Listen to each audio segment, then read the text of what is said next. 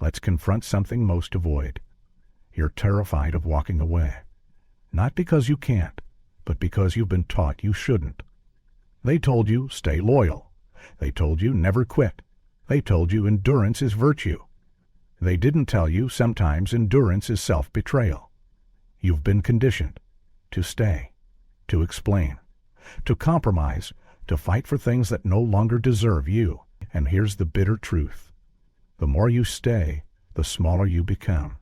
Every time you refuse to walk away from what drains you, you shrink. You surrender a piece of yourself. You trade vitality for survival. Look around. How many people are trapped in friendships that bleed them, jobs that suffocate them, relationships that no longer reflect who they are? And yet, they stay. Not because they love it, but because leaving feels wrong, because they fear the label, coward, quitter, selfish, because they fear the unknown more than the unbearable. But here's a deeper truth. He who cannot walk away is already enslaved. Nietzsche knew this. He who cannot will an ending cannot will his own freedom. You think staying proves strength, but often it reveals fear.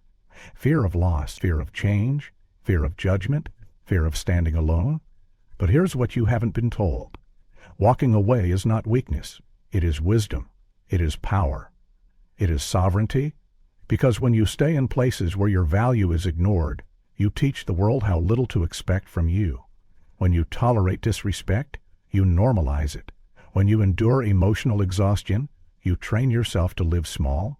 Every time you refuse to walk away, you reinforce your own prison. And the irony?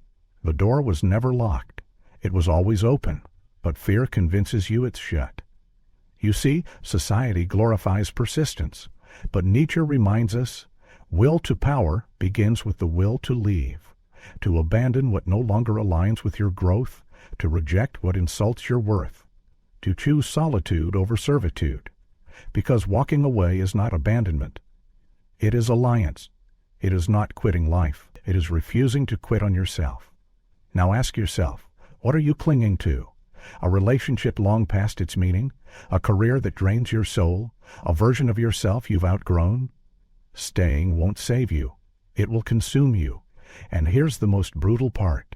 What you refuse to walk away from will one day walk away from you, because there is no virtue in staying when leaving is wisdom. There is no honor in loyalty to what destroys you. Remember this. The first act of reclaiming your power is learning when to turn your back, when to say enough, when to choose yourself without apology, without explanation, because walking away is not defeat. It is dominion. It is the first step toward true strength, and that is where sovereignty begins. Now let's dismantle another illusion. You've been told that walking away is escape, that turning your back is an act of weakness, that choosing solitude is failure. They lied.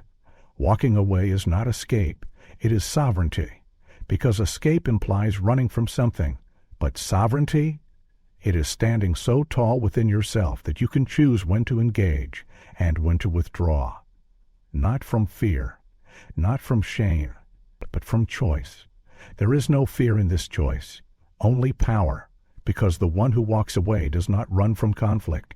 They rise above it. They understand. Not every battle deserves their presence. Not every conversation deserves their voice. Not every person deserves their energy. And yet, society worships staying, enduring, pushing through, persisting beyond reason. But they never tell you this. Enduring what diminishes you is not noble. It is self-destruction. And here's the paradox. The more you endure, the more invisible you become. Because when you stay in places that disrespect you, you become easy to ignore. When you cling to what no longer fits, you lose your shape. When you force yourself to belong where you are not valued, you teach others how to treat you as expansible. So tell me, is that loyalty? Or is it fear wearing the mask of loyalty? Nietzsche once said, "He who despises himself still respects himself as one who despises." And so, what does it mean to stay where you despise your own silence, where you swallow your truth for crumbs of acceptance? That is not strength, that is surrender. That is servitude dressed as virtue. But walking away, that is a declaration that says, my peace matters more than this chaos. My worth outweighs your approval. My path does not end here. And the moment you choose to walk, no longer are you the one grasping for scraps. You become the one who cannot be held. Because nothing is more unsettling to those who wish to control you than a person who can walk away without a word.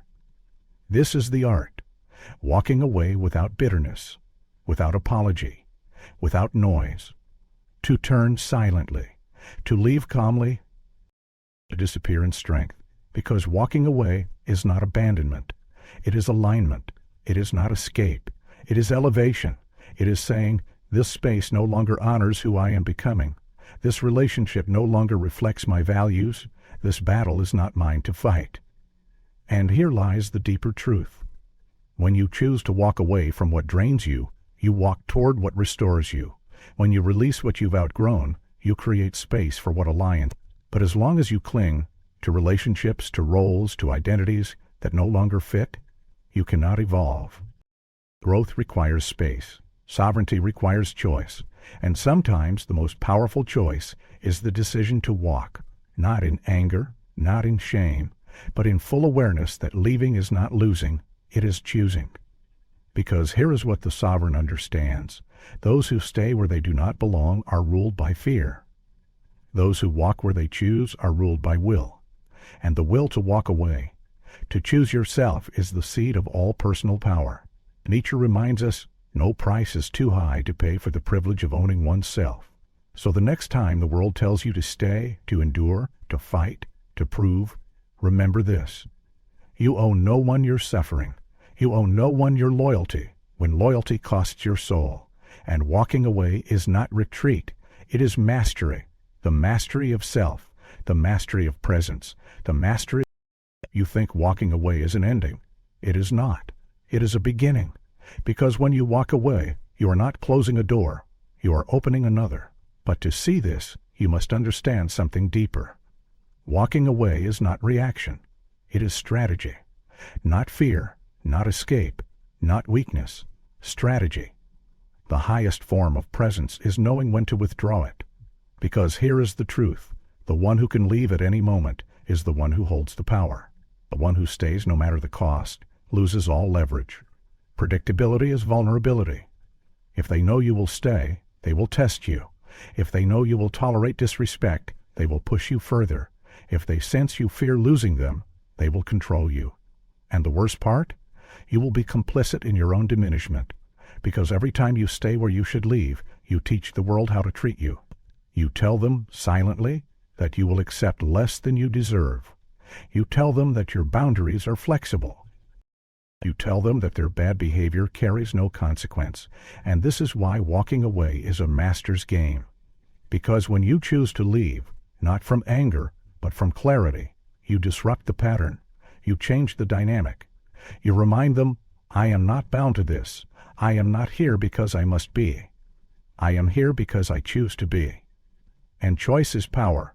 The absence of need is power. The willingness to lose is power, because when you are willing to lose something, it can no longer control you. The person who cannot walk away is owned by their attachments. The person who can leave at will owns themselves, and that ownership is unshakable. Nietzsche wrote, "The snake which cannot shed its skin must perish." Understand this. Walking away is not about punishment. It is about preservation. Preservation of dignity, of peace, of personal value. Because every time you stay in a place that drains you, you pay a price. Not just in time, not just in energy, but in self-respect. And over time, that debt becomes unbearable. Because what you refuse to walk away from will eventually consume you. It will erode your confidence. It will cloud your judgment. It will shrink your world. But when you walk away, you regain space. Space for clarity. Space for self. Those who once took you for granted begin to respect your distance. Those who once manipulated your loyalty begin to fear your independence. Those who once dismissed your worth begin to crave your presence. Not because you force them to, but because scarcity drives value. And walking away creates that scarcity. It signals, I am not always available. I do not beg. I do not chase. I do not explain. I choose. And that choice radiates power, silent power, unshakable power, the kind that does not need validation, the kind that does not seek permission. So remember this: every time you tolerate what diminishes you, you teach others that you are willing to do so.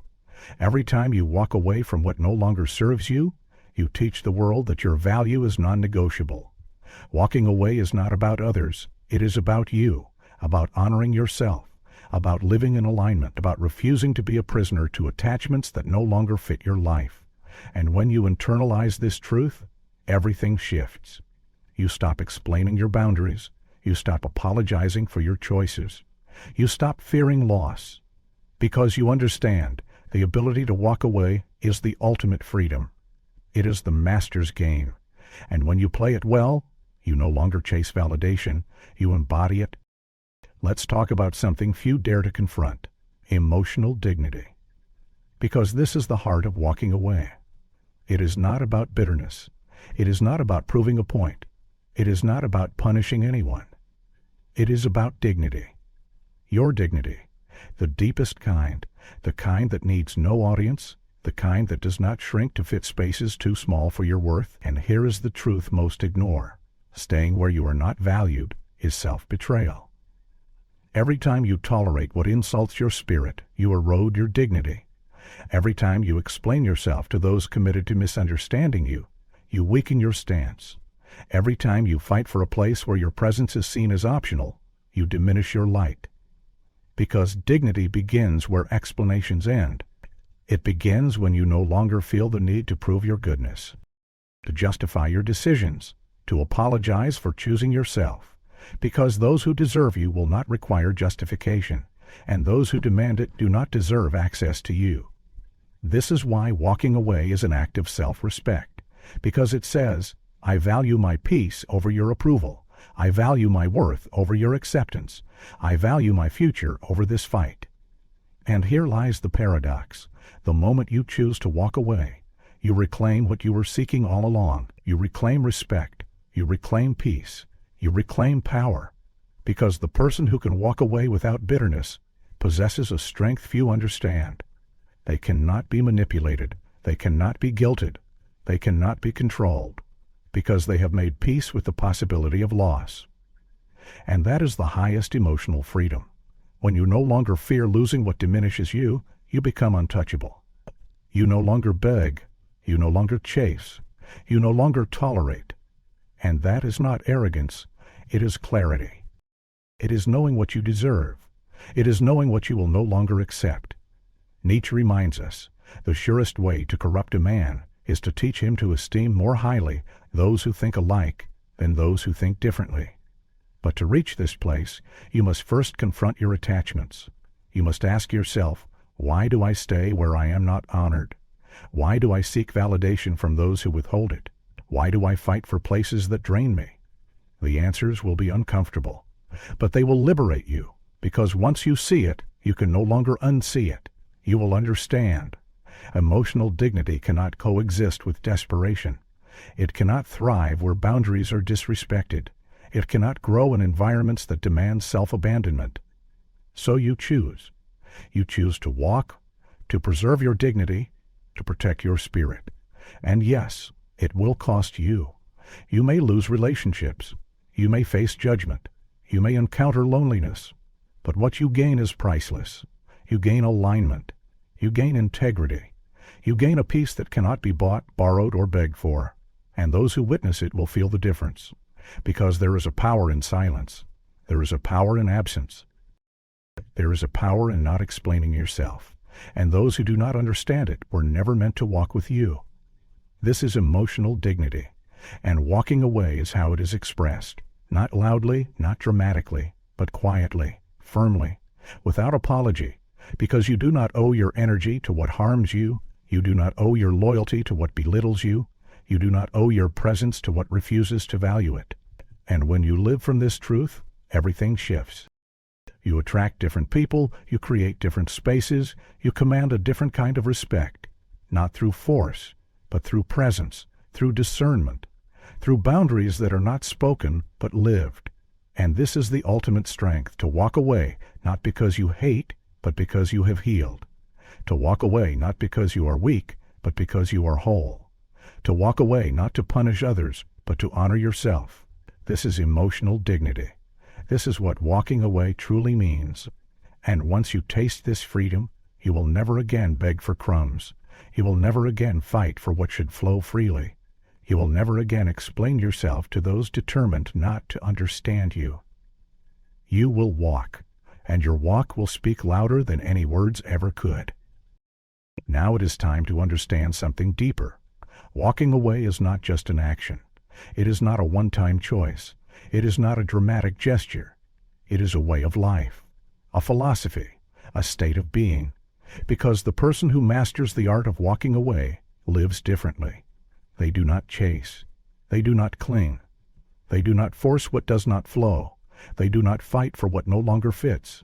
They move through life with clarity, with discernment, with a deep understanding of what aligns and what does not. And this understanding shapes every choice, every interaction, every presence. They are not bound by the need to be understood. They are not loyalty to themselves, loyalty to their peace, loyalty to their growth. And that loyalty governs everything. It determines where they invest their time. It determines who they give access to. It determines what battles they choose to engage in, and which they simply walk away from.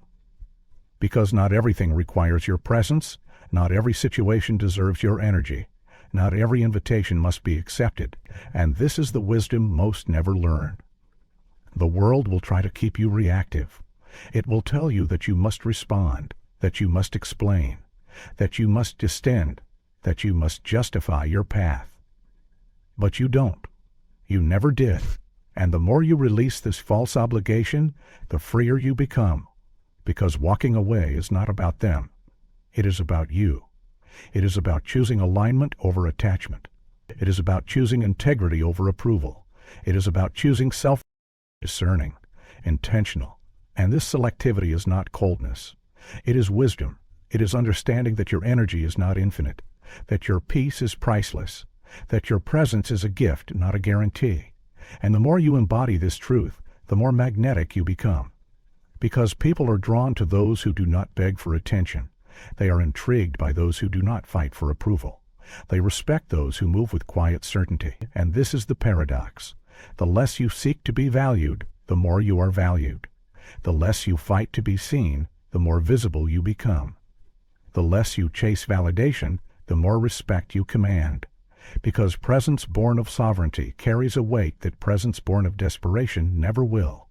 And this is why walking away must become a way of life. Not because you seek isolation, but because you seek alignment. Not because you reject connection, but because you refuse to settle. Not because you fear engagement, but because you choose intentionality. And this choice is not made once. It is made daily. In conversations, in relationships, in commitments, in every moment where you must decide, does this honor who I am? Does this align with where I'm going? Does this support my peace? And if the answer is no, you walk, without hesitation, without explanation, without guilt, because your loyalty is no longer for sale. Your peace is no longer negotiable. Your dignity is no longer compromised. And this is the life you cultivate, a life of clarity, a life of alignment, a life where walking away is not an escape, but an elevation, a life where you no longer react to the world, you respond to it, on your terms, in your time. From your center, Nietzsche reminds us, become who you are, and this is the final truth. The master of self is the one who knows when to stay and when to leave, when to speak and when to remain silent, when to engage and when to walk away. Not in defiance, not in bitterness, but in sovereignty, in wisdom, in peace. And when you live this way, you no longer chase life, you attract it. You no longer seek validation, you embody it. You no longer fear loss, you trust your path, because walking away is not the end of the journey. It is the beginning of becoming who you were always meant to be.